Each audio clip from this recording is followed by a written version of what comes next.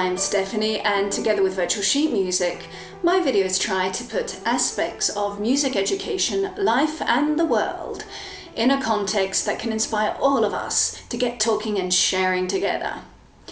Today I want to look at the ever-present debate on reading and writing music, i.e. written musical communication, and whether this is still relevant in an age where recording music is no longer with a pen, but with that dime-a-dozen recording app on smartphones that everyone, musician or not, now has. Certainly many of my students and indeed colleagues increasingly view written theoretical aspects of music as an option rather than a necessity.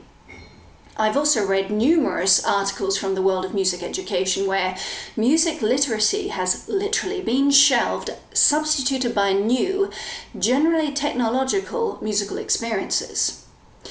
Given the effect that technology has had on music throughout known history, maybe this is as it should be. Couple this with the recognition that there are many successful musicians out there, talking of course more about the pop rock world. Eric Clapton, Jimi Hendrix, Elton John, the Beatles, just to name but a few, who couldn't or who cannot represent their musical ideas in written form. Many people, understandably, feel that musical literacy is an irrelevance, possibly even damaging to innate musical creativity. So let's get to the bottom of this and see whether any truths can be revealed. Looking firstly at some of our past 20th century musical pop rock greats, it's an inevitable fact that they were surrounded by all sorts of musicians.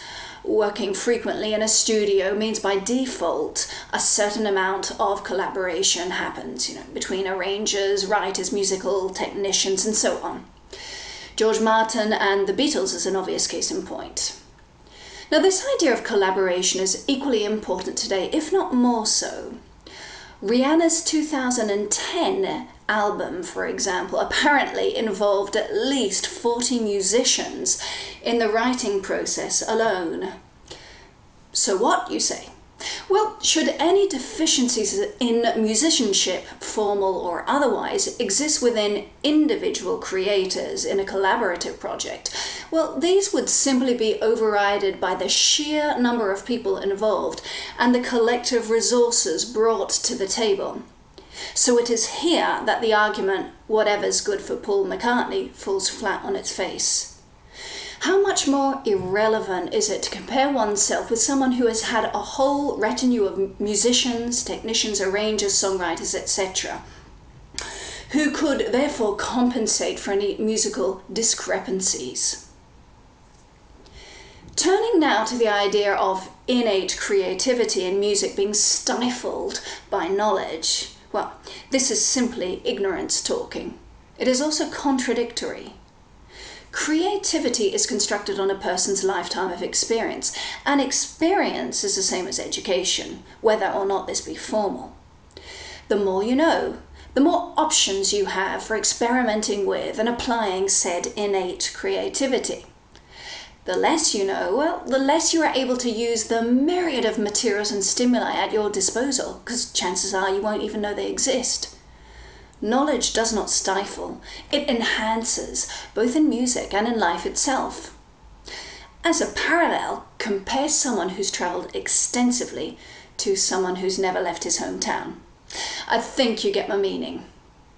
For all that, just because you know something doesn't give you the automatic right to descriptions such as original, creative, genius, or unique. There's a tipping point, as with the visual arts, the sciences, sports, any subject really. A curious mixture of immediate environment, physical, psychological makeup, education, formal or otherwise, and good fortune. And all of these elements kind of combine as if by magic to transform certain individuals. Creativity, the ability to make new things or think new ideas, and that comes from Merriam-Webster, is essentially recycling what is known and turning it round on its head. If you know very little then, well, good luck to you. Now, I've only just started warming up, but as this video is already over the 5-minute mark, I'm going to stop here and give you the option of either turning me off, and that's okay, or hearing me rant some more in the next VSM supplied video, which you'll find in the transcription. Whatever you decide to do though, please join in the debate and give us your point of view. Bye.